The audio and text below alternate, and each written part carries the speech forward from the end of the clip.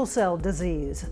It affects millions of people throughout the world, and yet most of us know little, if anything, about it. Many believe it is a predominantly African American condition, when in fact it affects people of African, Hispanic, South Asian, and Mediterranean descent. Sickle cell disease was formally recognized in 1910 by Dr. Herrick, in which he recognized the sickle shape of a blood cell. In the Mid-South, we are very fortunate to have some pioneer researchers who have led the way in sickle cell research, such as Dr. Krause, Dr. Lemuel Diggs, and Ms. Ann Bell. These researchers have made a tremendous impact as far as laying the foundation for sickle cell research throughout the nation. Sickle cell disease is a genetic condition with no universal cure. It gets its name from the shape of the gene that defines it. All told, about 2 million people are living with the disease, 100,000 of them in the United States.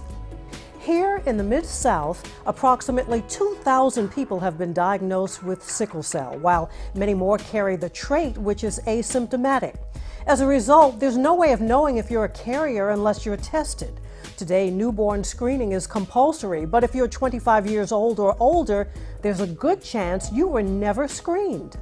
The process of getting screened for sickle cell disease and trait is very simple.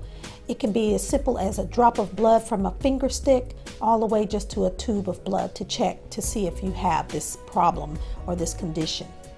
The probability of a child inheriting either the trait or disease hinges on the combined sickle cell status of the parents.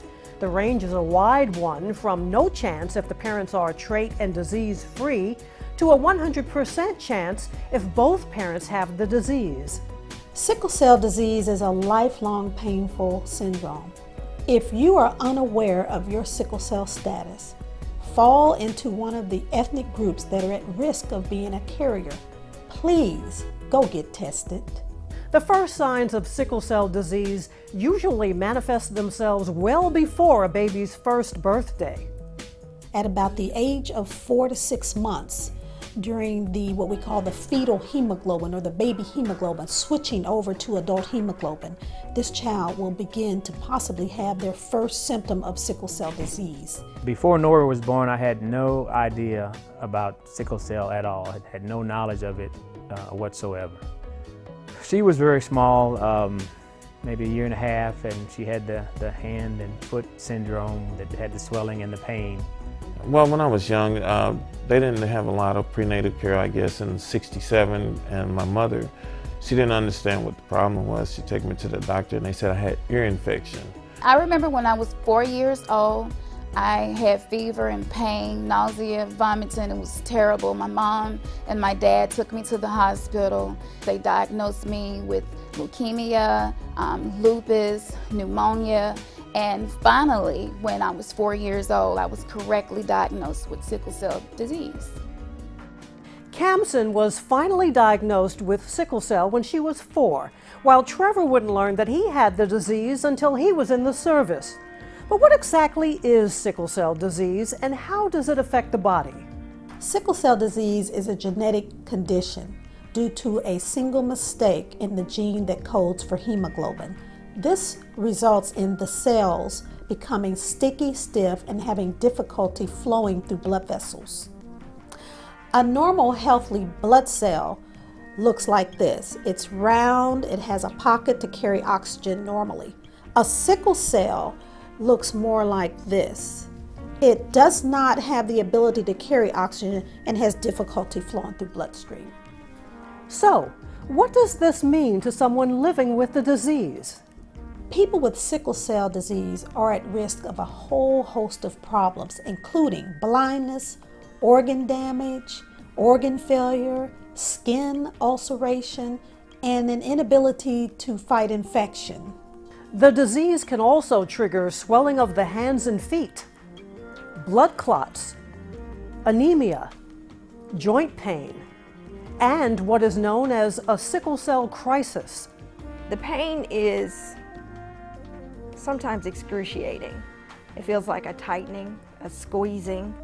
I can have pain anywhere because This is a disease that affects the red blood cells, which are over my entire body. So sometimes it's in my chest, it's in my back, it's in my legs, it's in my arms. So how do we treat this pain? One, we use strong IV pain medication and IV fluids. Then we look behind the pain to see if there's a trigger, like a change in weather, some type of infection that creates this inflammatory reaction in these individuals. We also look for any kind of drop in their blood counts that could be painful in itself. And there's a whole host of other things we look for behind the scenes. My bones would hurt. I would have some days where I couldn't get myself dressed for school. I was out of school for long periods of time. In first grade, I had my appendix removed, my gallbladder removed, my tonsils removed on the day my sister was born. And I remember missing out on so much. I was unable to do the things that the other kids were doing. All my friends were on the playground playing football, basketball, but I wasn't able to join in. I wanted to be a majorette, and I couldn't do that because the majorette coach told me I might, fall out in a game or something like that. While there are many things someone with sickle cell cannot do, there are many more that they can. But all too often, an uninformed teacher, employer, friend, or neighbor makes a bad decision based on what they think they know about the disease. There is a lot of misinformation about sickle cell disease. One of those myths is that you can catch it like an infectious disease. They just want to touch me. Even some teachers would ask my mother, is it contagious? Another myth is that these individuals are drug addicts because of their pain and the need for pain medication. And therefore, they have a difficulty navigating through the healthcare system. They also have to deal with unfounded and hurtful rumors sparked by long hospitalizations and absences. When I was out for almost 3 months, when I got back to school, it was a lot of rumors going around saying that I didn't want to be there, or I couldn't handle what people were saying about me, or I got pregnant. Such rumors and misconceptions can make transitioning into the workplace that much harder. The big issue was my employers, because they didn't understand the disease. They would not have leniency. Throughout my work history, I've still had to deal with the leg ulcer, which caused me, great physical problems. So jobs were limited because I was not able to stand, not able to walk long distances. There's some people that just don't understand what it is to live life differently. Some people don't want to be patient. Some people don't want to go with you to the emergency room. Some people don't like it when you miss out on scheduled plans. But eventually the negative people find a way to exit out of your life. So I only focus on the positive people now. Like Nori, Trevor Thompson believes in accentuating the positive. When we get consumers together, it's about, yes, you have the disease, but we're not going to have a pity party. Yes, you were told that you were going to die at 18, but now you're 30. Okay, so let's get a reality check and let's see what we can do to live our lives out to the fullest. The mantra for the Sickle Cell Foundation of Tennessee is improving the quality of life. And we provide several different social services to our clients. When I started being involved in the Sickle Cell Foundation of Tennessee, which is going on about 3 years now, I found a way to be energized. I found a way to be active. I found a way to live life again, in a sense.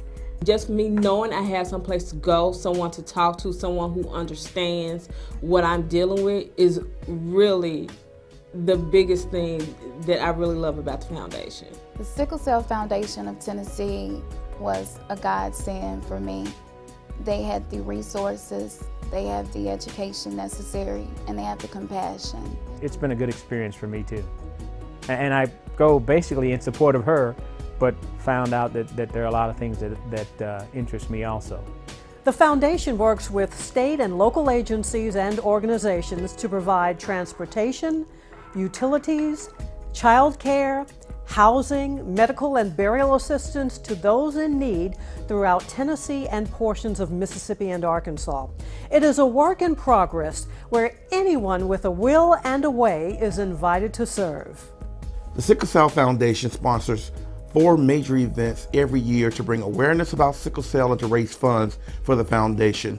Those events are our annual sickle cell golf tournament that we have with the Pro Dufford South, our annual Sickle Cell Saturday 5K walk, run, and fun that we're sponsored with the Alpha Memphis Education Foundation, our Dinner and Divas sponsored with Inner City South, and last but not least, our Sickle Cell Sabbath that we have a collaboration with the faith-based community.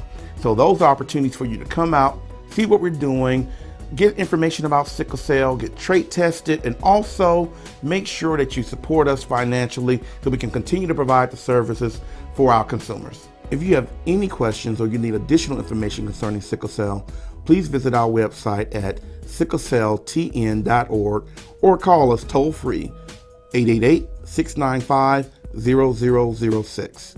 The Sickle Cell Foundation of Tennessee is improving the quality of life of sickle cell families all across the Mid-South. Won't you join us in our efforts? Get tested, get going, get involved. You too can make a difference. I know about sickle cell firsthand because I've lived with it all my life. I'm 17, so it's like taking a toll on me because it's like can't really do the things that I want to do as a normal teen. The most difficult thing is when I go to the hospital and I'm in excruciating pain and I tell the doctors, this is what I take, this is what works best for me. And the first thing they say to me is, are you a drug seeker? In junior high, I felt like an outcast because I did have this disease and I was so sick all the time. I was gonna have a disease, but disease was not gonna have me.